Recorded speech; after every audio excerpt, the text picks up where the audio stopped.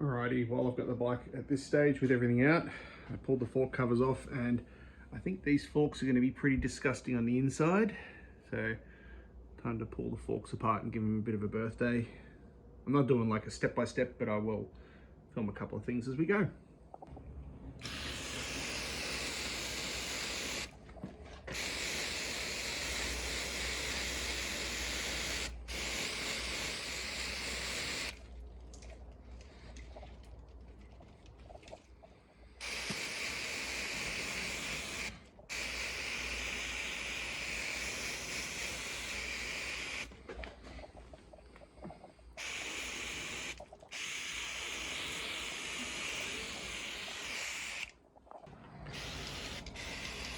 See, even just giving the forks a bit of a clean before you pull them out of the bike just makes it so much easier and nicer.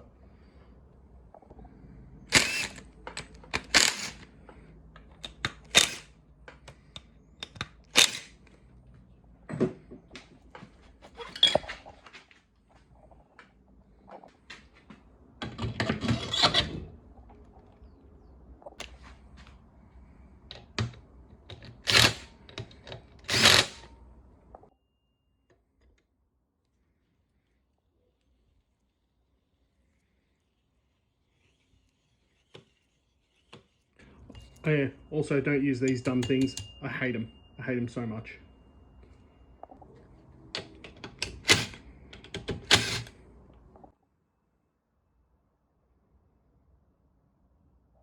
Ew. Now the other leg.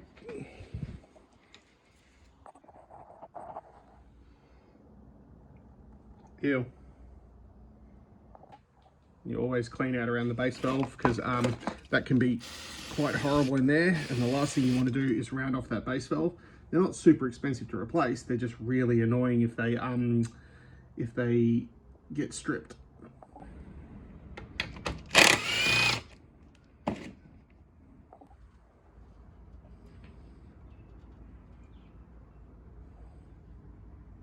Inside though, this looks sufficiently disgusting.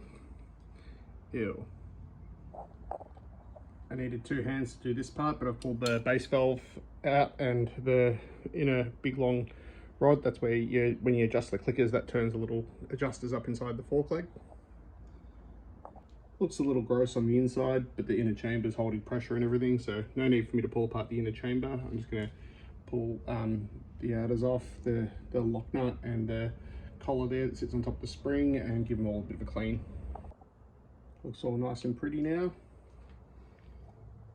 I'll put this aside and change the fork seals in this part.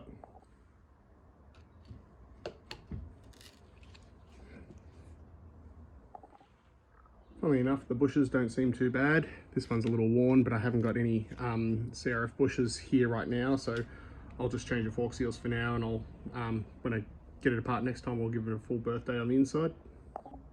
When you've got all the bits out of the fork, I find this is a really good time to give the fork leg a good look over. Seems like it's in pretty good condition. I don't see any nicks or marks or anything, which is a bonus, but now I'm just going to clean up the fork leg as best I can while I'm at it. All right, now it's time to put the fork seal bullet on and start reassembling.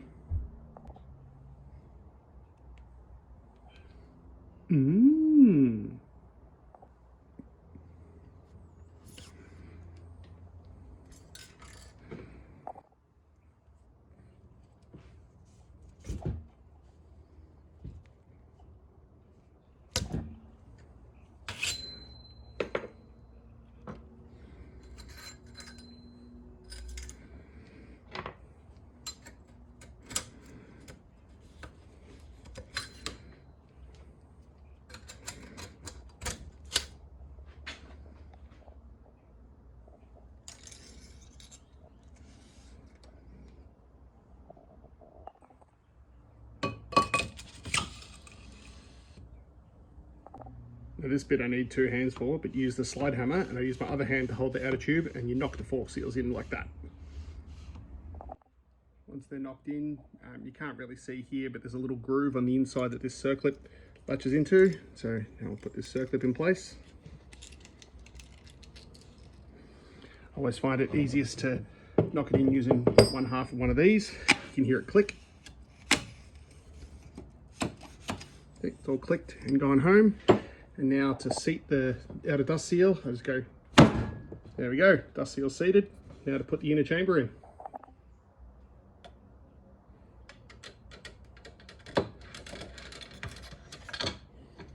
So that's in there, and now this bit I need 2 hands for.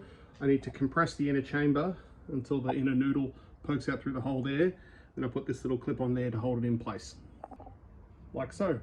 And now, put this big long noodle in here. I'll rotate it until it sits over the little groove. And the base valve, see how it's got like a semicircle notch, and this has a groove as well. Line that up. That in, wind it in. Good. That's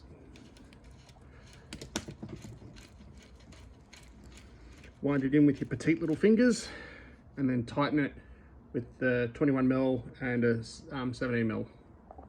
Now that that's all tight, I pull out the little holder, and then I thread the base valve into the base of the fork. A little bit more oil leaked out of there. There we go. Now, time to stand the fork leg upright and fill it up with sauce. I'm a big fan of the modal sauce, and there's 340ml per leg. So,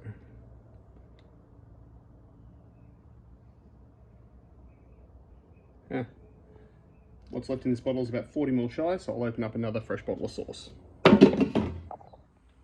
Once you have the required quantity, which you probably can't see that, but it's 340, time to tip it in the leg.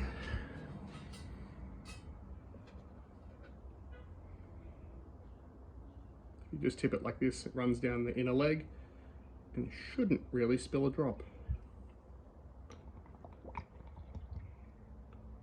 And hear it plugging down.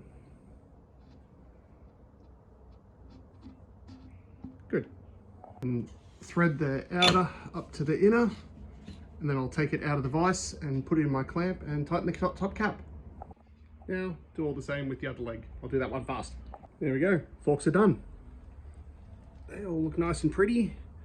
I'll get some genuine bleed screws to get rid of this garbage. I hate them. There's one more thing I need to do. There we go, much nicer.